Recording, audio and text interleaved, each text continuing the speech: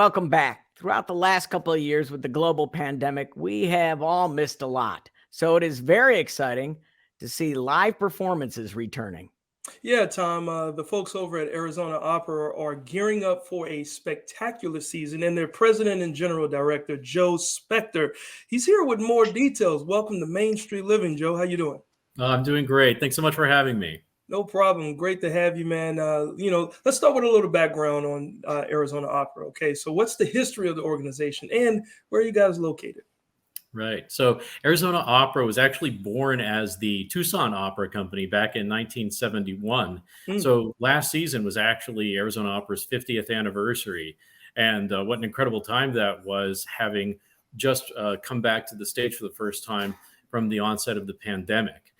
This is our 51st season coming up now. And through almost the entire history of the organization, we have produced our shows in both Phoenix and Tucson. So the company is now headquartered in Phoenix, but we still produce opera in both cities, as well as statewide educational and community programs that reach beyond the two cities.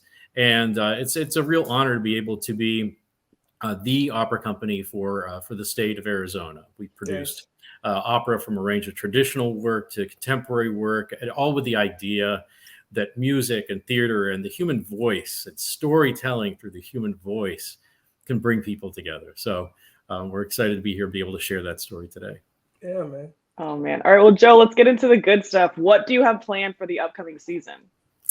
Well, we just opened the season with The Falling and the Rising, which is an original co-commission of which Arizona Opera was one of the commissioning companies. It's a story that will be told this coming weekend in Tucson performances, and it's about the experience of U.S. military veterans returning from service and what journey they go through to become whole again.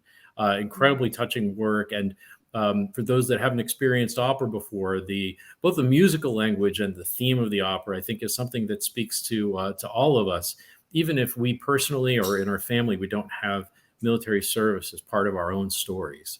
Then our next opera for the season is a German opera that's hard to pronounce but easy to enjoy. It's called Ariadne auf Naxos, and I would say that for people that enjoy sort of cultural tourism and escape, you watch Downton Abbey or something like that, this opera might be for you.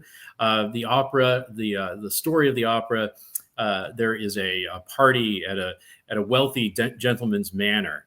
And as part of the entertainment for the guests for the evening, there's supposed to be a serious opera as one performance, and then a comic troupe that is supposed to perform as well.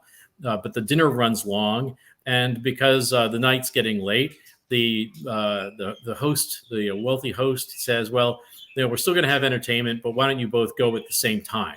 So there's this kind of thrown together thing that all the performers have to figure out how to recalibrate what they had carefully planned otherwise for the evening. And so there's this kind of farcical aspect to it, but then there's this sublimely gorgeous music by Strauss on top of that, all in a beautiful new production that's being created for Arizona Opera.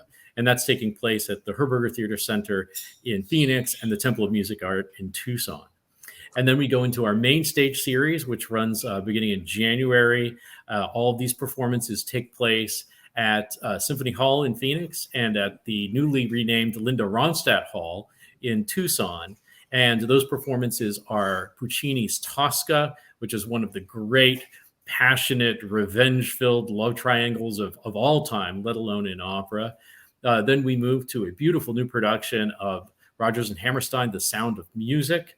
And then we close the season with Mozart's The Magic Flute, in another Arizona Opera production that is not to be missed, great for families. And we're just incredibly proud of being able to express opera through all these different titles over the course of a single season.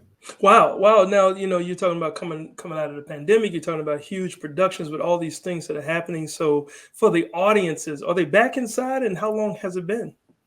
Well, we just got back into the theater 10 months ago. Our first opera back was a mariachi opera called El Milagro del Recuerdo, which is a really touching piece about the experience of a family that's living across the Mexico-Texas border. And that was our first time back in the theater just 10 months ago in these same theaters, the Herberger and the Temple of Music and Art.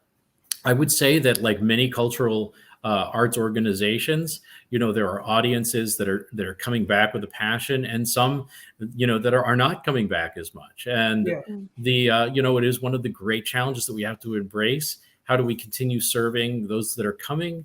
How can we continue serving those that are not coming?